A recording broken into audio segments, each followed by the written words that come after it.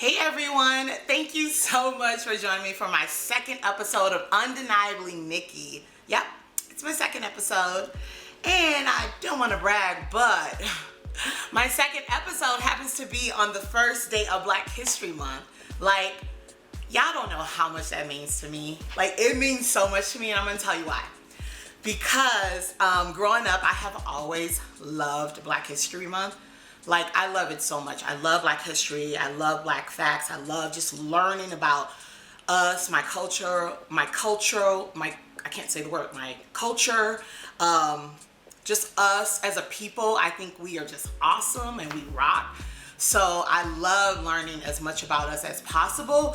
I will admit, I don't read enough like I should. I'm kind of more of a, I like to watch the movies and learn about us, and I like to Google around and learn different things that way.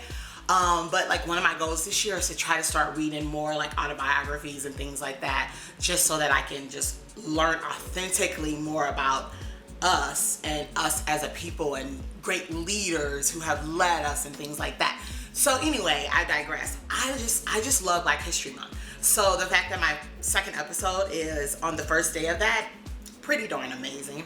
Yeah, since I was a kid, I've loved it. I've been in plays, I was in things at school, I was in things at church. I love singing the Black National Anthem. And I'm sure a lot of people like kind of have this experience, where, they associate Black History Month with a lot of things that they did as a child, to learn about it. And it's just a huge part of our culture, And Black history is not only Black history, it's American history, because we have done and contributed so much to the world and society, and especially America. And that's one of the reasons that the founder, the godfather, the father of Black history, Carter G. Woodson, started this. He started it in the 1920s because he was a son of slaves, and he worked hard to get where he was. He's a historian, and he, worked the fields in Virginia and didn't even go to high school until he was 20, went to high school in his 20s, and then he went to Harvard University and he became this historian. And so in 1926, he started Black History Week, and it actually wasn't called Black History Week, it was called Negro History Week.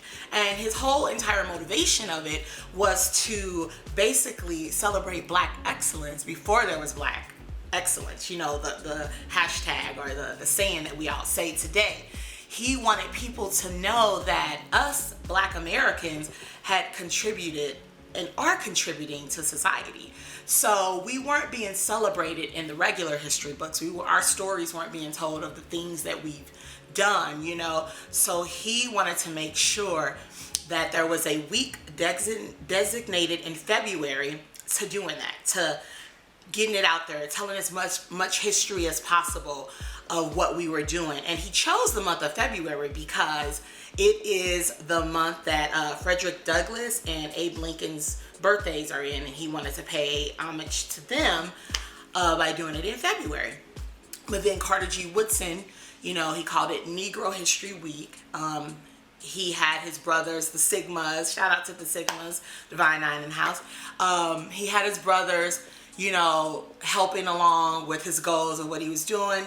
And then eventually in the 50s, Carter G. Woodson died. And before he died, the History Week went from 1 week to, spread into like a couple of weeks.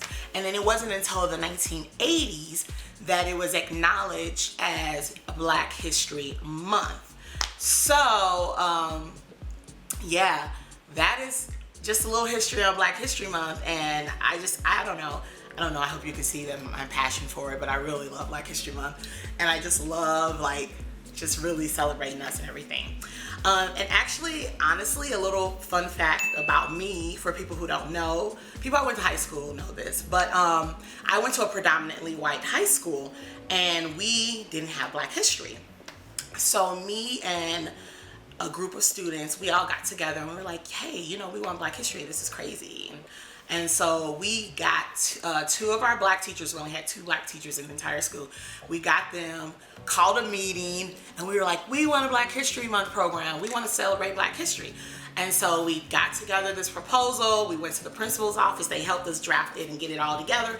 We went to the principal's office and said, this is what we want to do. And that is how the first Black History program was started at Belleville West High School, which was called Harambe. We called it Harambe. And it's still going to this day. And it's actually gone bigger than what we ever could have imagined or have thought it could be.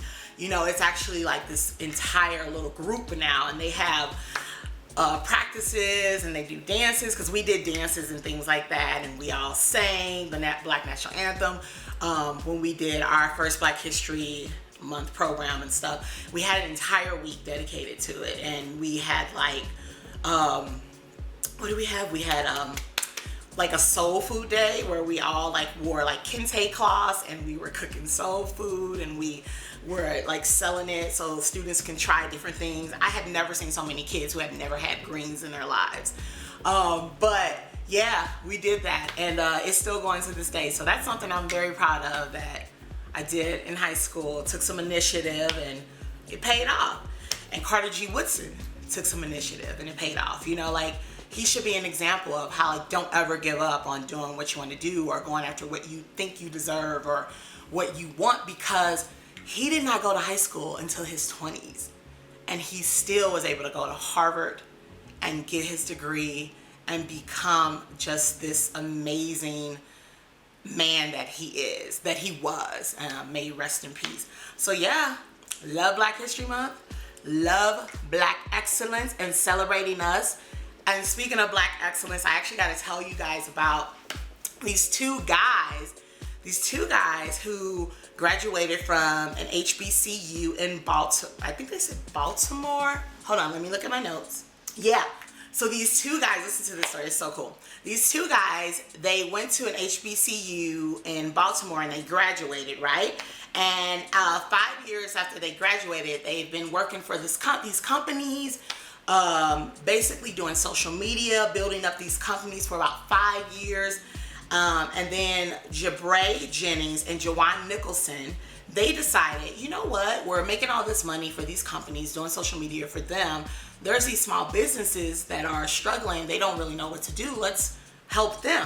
So Jabray Jennings and Jawan Nicholson, they created this product called Caption Any Photo, right? And it's a mobile app that they created to help small businesses to kind of understand social media and everything. And then they created this book, an ebook, that just took their knowledge even further and extended even more to help small businesses.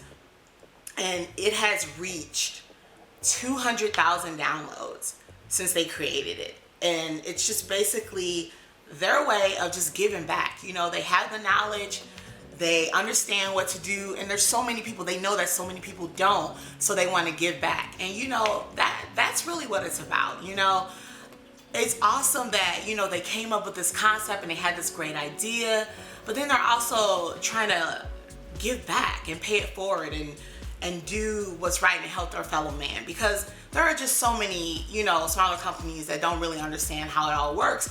And so the big companies just keep getting bigger and bigger, and then the smaller companies are getting a little bit left behind. So I personally want to do a Black excellence toast to, let's see, Jawan and Jabray for just, you know, being responsible and being just dope. Like, they didn't have to do this, but they did, you know, and they are gonna reap so many amazing benefits from this, because it feels like there was such a purity in their heart in doing it.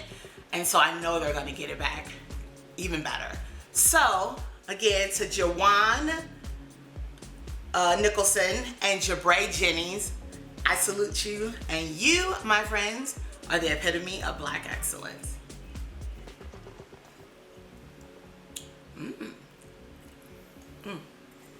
Okay, so let's keep this moving. So speaking of going back to Black history, have you guys seen that commercial from Google? Oh, it is Google's commercial. If you haven't seen it, you guys have to go look it up after you watch this video. After you watch this video and subscribe to this video and like and comment. Anyway. Anyway, have you guys seen the video on Google? It is Google's way of celebrating Black History Month. It is amazing, y'all. It's such an amazing ad. You have to look it up. Basically, it starts out with Beyonce, and she's at Coachella, and you see like the typing comes across the screen, and it's like most search performance. And then you see it's Beyonce, and then you see another thing, and it's like most search autobiography, and you see Malcolm X, and it's like most search civil rights movement, and then you see the civil rights movement, no, most search movement, and then you see the civil rights movement of the 60s, and it just goes on, and it's just so many things. It's like most search speech, and then you see Dr. King, and basically everybody that they showed that was like a most search. Serena Williams is in there, LeBron James is in there. Everyone that's a most search is just oozing just like awesomeness and Black excellence, and it just shows like how badass we are. And I don't know, I just thought, like, I don't know how they came up with this concept, but I think it's such a good concept. I think it's such a good commercial, and honestly, like, we are loving it. Like, if you guys go on Twitter and just look at some of the comments, like, Black folks, we are loving this commercial, because it's just like, you know, we don't do things for approval, you know, we just do things because we're great, but it just feels good when you are recognized. And so, you know, it's just a really good commercial, and you guys should go check it out. So now we got to move on to some celebrity gossip. So have you guys seen the interview that Issa Rae did with did with Essence Magazine? So in the interview with Essence Magazine, they were at what do you call it in Salt Lake City, Utah? Oh, Sundance. They were at Sundance, and in the interview, they were just kind of talking about what's coming up for Insecure, which I know if you guys are like me, you're excited that it's finally coming back. It's like, good Lord, it's been taking forever. It'll be here in April. And in the interview, they don't really give us like any details about like what's happening with the show and what we can expect or anything like that. But one of the things they said was that the reason Insecure is so successful is because Issa Rae was able to authentically create the Black experience. Anyone who watches Insecure, you have friends like that, you feel like certain characters are you, and it is like, if you're a Black person, for sure, it's like a genuine authentic experience. And Issa Rae was saying that it's all because HBO allowed her to do that. They didn't try to water it down. They didn't try to be like, oh, I don't get that joke, so maybe we should take it out because everyone won't get it. You know, they understood that it is something that she created for us, and they let her just be, you know, which I appreciate that, because let me tell you, there are a lot of networks who don't do that. There are just even instances in your everyday life that you can think of where you have to, what am I trying to say? You have to water down yourself a little bit.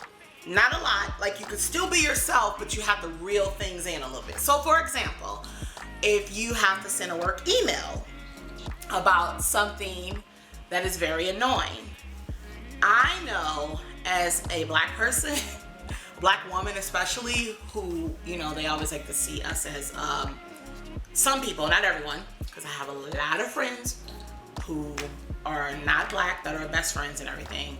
But like, it's hard in the corporate world. It's hard because anything you do can be taken as combative. Even if you're just being strong, you're just being firm, it's taken as combative. So a lot of times you have to like rewrite emails, or you have to, you know, give yourself like, okay, pep talk, or like check your attitude, or, you know, go in a little bit more calm, say this, say that, you know, because you don't want to come off as the stereotype of what people expect us to be. So the fact that Issa was able to just even create and just be free and create, y'all, that is like one of the things I long for so much. I long to just be free and just create and not have handcuffs or restrictions and just be me, just be undeniably Nikki, which is why I started the blog. So the only other thing that they talked about in the Essence article / interview was that this season they gave us like a little hint of what we can expect, but not really.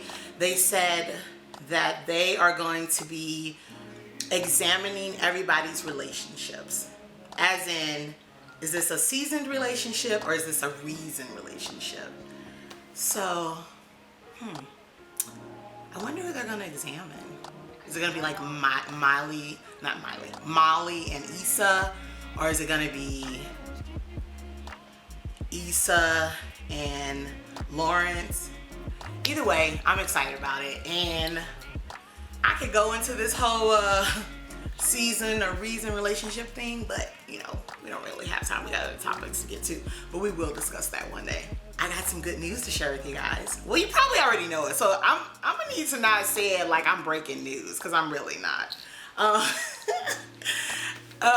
Ciara and Russell Wilson are expecting baby number 3. Yay! I'm so happy for Ciara, like, and Russell, because he's such a gem. He's a sweet guy. But Ciara, we all know, homie, girlfriend has been through it.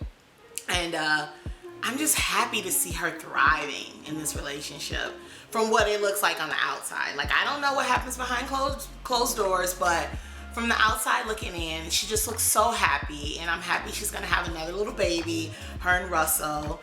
And I love that they say baby number 3, you know, because Russell, you know, he looks at baby future like he's his own too.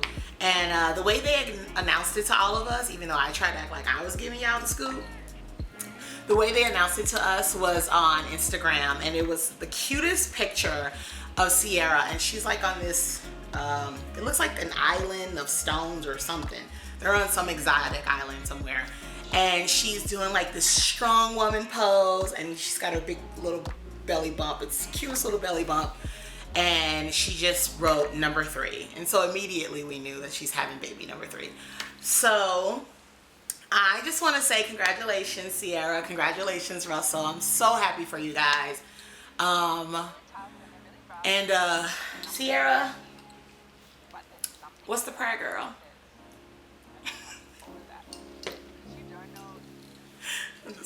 I'm just playing. Anyway, no, seriously, what's the prayer? Anyway, I'm just playing. All right, okay. Now moving on to, you know, kind of a little bit more of a serious topic. So, Terry Crews was actually on social media. I want to say he was on Twitter yesterday or the day before yesterday. I think it was yesterday.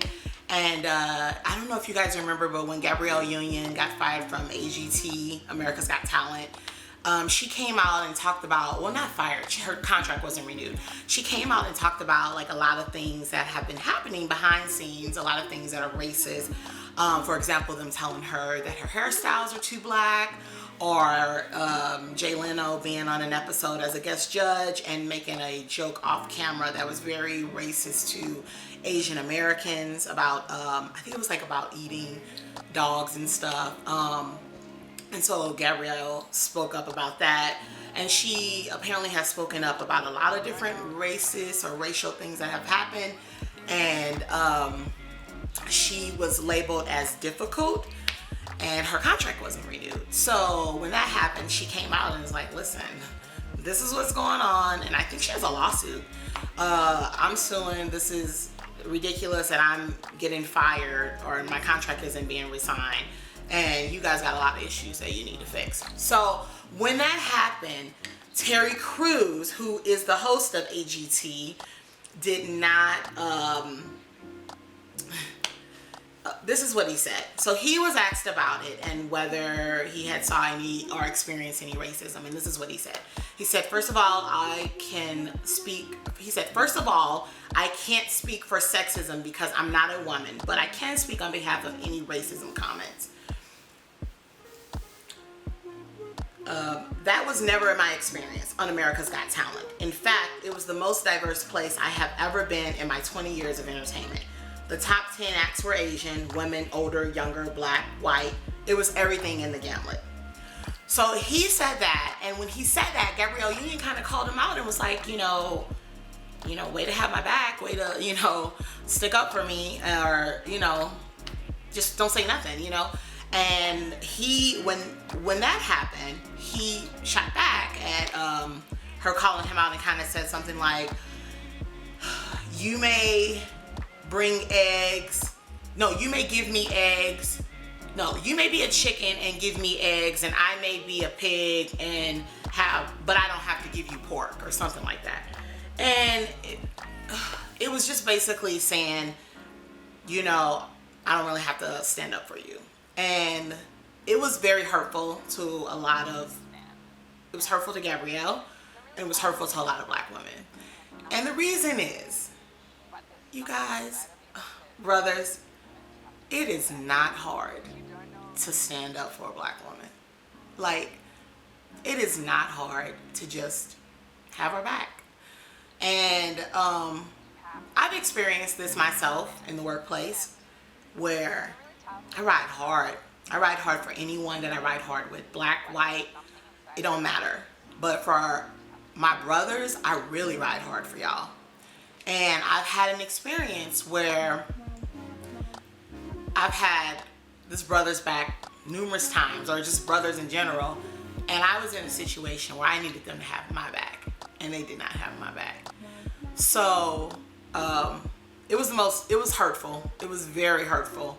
And so I kind of get where Gabrielle is coming from in the situation, and I get why a lot of sisters feel that way, because, as Malcolm X once said, the black woman is the most disrespected person in this country, and we are. It's hard for people act like it's hard to stand up for us and to have our back. And the reason black women were so strong is we feel like we have to be. Like, no one, I don't want to cry, but it just seems like people don't stand up for us. We will stand up for everyone. We will be in every march. We will be at every call standing up for everybody. But when it comes to us, it seems sometimes that people don't stand up for us. So I get why Gabrielle had that hurt. But it's really easy. If you've never experienced that, the best thing for Terry Crews would have been to say, you know what, I can't speak to sexism because I'm not a woman, and I don't recall ever experiencing myself any racism, but that does not mean that my sister didn't experience. That does not mean that she did not have her own experience. That would have been even more acceptable response. Or just say nothing. Just say nothing. Say no comment. It's just not hard to stand up for us. It's not hard to have our back. And we just wish you would have it more. Just people in general. Not just brothers, because there are a lot of brothers who have our back. There are a lot of brothers who always got our back and stand up for us, but there are a lot of people just in general who just do not stand up for black women. And so he said that, and he got a lot of backlash from it. And so yesterday, he apologized, and he sent a tweet on Twitter, and he said, I told Kevin Hart a while ago, he needed to acknowledge the pain of other people. Right now, I have to do the same thing. I want to apologize for the comments I made. I realize there are a lot of black women hurt and let down by what I said, and also by what I didn't say. I hear you, I respect you, and understand you. I am sorry, and I am here to support you. I spoke from my own personal point of view without first taking into consideration someone else's experience. I allowed disrespectful comments directed at me and my family to cause me to react angrily instead of responding thoughtfully. This certainly caused more harm, and it is my hope that I can amend any pain I have caused to those who were hurt by my words. So then he sent another tweet and he tagged Gabrielle in it, and he said, at It's Gabrielle You, I want you to know it was never my intention to invalidate your experience, but that is what I did. I apologize. You have been through a lot in this business, and with that, I empathize with the struggle towards fairness and equality in the workplace. So he sent this yesterday. I haven't seen anything about Gabrielle responding to it, but I did see a tweet from Dwayne Wade, and I mean, you can't blame the petty. Like, it's his wife. He's looking out for his wife. And Dwayne Wade tweeted, "Can someone please take Terry Crew's phone away from him?" So yeah, don't sound like they're accepting that apology anytime soon. So anyway, so that's the situation with that. That's where it is, and we'll see what happens. You know, I like Terry Crews. I have nothing against him. I think he made a mistake. But like, one of the things we have to always remember as a people is, like, even when we get to the point where we're really high and we're accepted, we have to still look out for each other, and there could be any moment where we cannot be up here and we can be down here. And you just want to make sure you're looking out for each other, because you're going to want people to look out for you if you get to that situation where you need someone to have your back. So I hope he's learned from this. I don't think he meant to be malicious or anything. I just think he didn't think, carefully before saying what he said. Now, I've been dreading getting to this last topic because it's like the saddest thing ever. So I did start with this because, I kind of wanted to start on a positive note, and this is very sad. So on last Sunday, everyone knows that Kobe Bryant and his beautiful daughter, Gianna, also known as Gigi, along with 7 other people, died in a horrific helicopter crash. A devastating tragedy that has rocked so many families. And I'm not gonna lie, y'all, I struggled with this so much. When I found out, I was actually coming back from Temecula. I had been in Temecula, California, wine tasting for the weekend, and we were about to leave. Me and my friends, we were about to get on the road in like another 20 minutes. And, I got the flash, and it said 5 people killed in a helicopter crash in Calabasas. And I immediately thought, oh, I hope it's not a celebrity that, I know. Because there are a lot of celebrities that live in Calabasas. It's like another Beverly Hills. And then right after, I get another push alert, Kobe Bryant. 5 others killed in helicopter crash. And immediately, my first thought was like, oh my God, I hope it was not him and his family. Because if you do the math and you exclude the little baby who was just born, the total is 5 people. And then, at this point, we get on the road. We still don't really know what's going on. We're all in shock. We, like, literally can't believe it. It's, like, so sad. It's sad. And we're driving, and then that's when we find out that Gianna, little Gigi, sweet baby girl, was also on the helicopter. And we still don't know. We still don't know about the other people. We don't know who they are. And y'all, like, when I found out, like, Kobe, I was sad. I was. And I knew it was a great loss, because he's just a phenomenal player and a phenomenal dad. I became more of a Kobe fan when he retired, because I just love seeing him with his kids. It just blessed my soul and my heart to see how he was with his kids, especially his relationship with Gigi.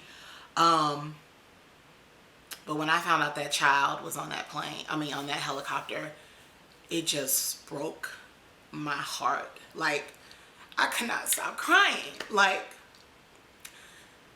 just because, you think about, like their interaction, and she was such a daddy's girl, and the way she looked at her father, you can just tell she adored him, and the way he looked at her, you can tell he looked at her like, this is my little Minnie. And I immediately knew they had to be going to something sporting wise for her. I just immediately knew that, because they were always together and they were always going to something sporting wise, and a lot of times it was always for her. And then I find out there's 2 other babies on this helicopter. And I'm just like, I'm sad about everybody. I really am. I'm sad about the adults. I'm sad that there was an entire family, a mother, a father, and a child wiped out, and they left behind 2 kids, and there was a mom, and she left behind a husband and 2 kids, and then there was a wife and a daughter, and they leave behind family too, and then there's the pilot and his family. But it's just something about the kids. It just hits me so much harder. This is just all so tragic. And it just puts things into perspective of just how short life is and how precious it is. And okay, guys, my camera died, so I'm just going to finish it up on here. I just hope we all learned a very important lesson that day of just how important life is, and how short it is, and how fragile it is, and how we have to live each day like it's our last, not recklessly, but, you know, in a way of going after everything that we want, loving the people we love, telling them that we love them, loving them hard. The Kobe thing, I've just never seen so many people affected. It's been a long time since I've seen so many people affected by celebrity death. And I think a lot of it is because he's so young. He's so young. And he had only, it just feels like he had only touched the tip of the things he could do. And to see him coach these girls and be such a supporter of women in sports, and just be such a supporter to his what do you call it? Not colleagues, but the people he played against, the people he played with, and it's just heartbreaking, you know. And you know, my heart goes out to the families. You know, I want to list them all, but I had to put up my phone, and they're on my phone. They're listed on my phone, and so I had to record the last part of this on my phone. But yeah, this is a hard one. It's a very hard one. The Lakers did a beautiful tribute at their game on Friday night to him. Usher was there. He sang Amazing Grace. Boys to Men were there. They sang. LeBron James spoke beautifully. The entire arena was filled with 24 and 28 t-shirts that was put on every seat for the fans. And there was a beautiful suite, 2 chairs that were right next to each other, 2 chairs, and it had Kobe's number, and it had the number 2 on there for Gianna, which was her number. And y'all, my heart just breaks for everybody. It just breaks for all these families who were affected. You know, there are parents who lost children. There are children who lost parents. And my heart just really breaks for Vanessa, because she has to mourn her husband, the love of her life. She has to mourn 2 loves of her lives, her husband and her baby. Sweet little Gianna, only 13 years old. And yeah, it's just, it's hard. It's so sad. I just pray, I've been praying that God took them before they even hit the thing. I just pray that God put them in a sleep and took them before they even hit the hill. But yeah, I just hope we all learn the lesson of just how important life is, and how we can't sweat the small stuff as hard as it is, you know, because, you know, I was sweating some small stuff recently that, you know, really bothered me and hurt me. And I kept trying to put things in perspective, but you're alive. But you're alive, and that's what we all have to do. We have to just put that in perspective each and every day. We have to be like, someone didn't get to see this day. Someone didn't get to see that day. Like me, I'm going to be turning 40 next month, and I'm like freaking out a little bit because just because I'm not where I thought it would be in my career yet, and I'm not where I thought it would be in my personal life yet. And so it's a little scary. I've never had an issue with getting older because I realize what a blessing it is, but it's a little scary to be going to that milestone in my life and I'm not where I thought I would be. But after this, y'all, I'm just so blessed to see 40. It is what it is. I'm just like, I realize it's just such a blessing that I'm going to make it because not everyone can do that. But yeah, I really don't want to end on such a sad note, but I just hope everyone got some type of peace. I'm praying for Vanessa and those babies. I'm praying for all the families involved. Like I said, I really wanted to list their names, but it's on my phone and my other camera went out on me. So I had to record the last of it on my phone. But I want to, I'm praying for them. I'm praying that God gives them a peace that surpasses all understanding, because I just don't know how they're going to get through this other than with a peace that surpasses all understanding. And I'm praying God just wraps his arms around them and help them. So I'm going to wrap this up. I just want to thank you guys for, again, tuning into my vlog. And it would be lovely if you all can subscribe and like and share and comment. And I promise the next one will be a lot more fun, a lot more jovial. And I'm sorry I had to end on this note, which was so sad. But, I would be remiss not to mention Kobe Bryant and all the lives that were lost recently, and the young lives. Those babies were 13 years old, and Gianna had it. She was going to be her dad. She was going to be the next Kobe.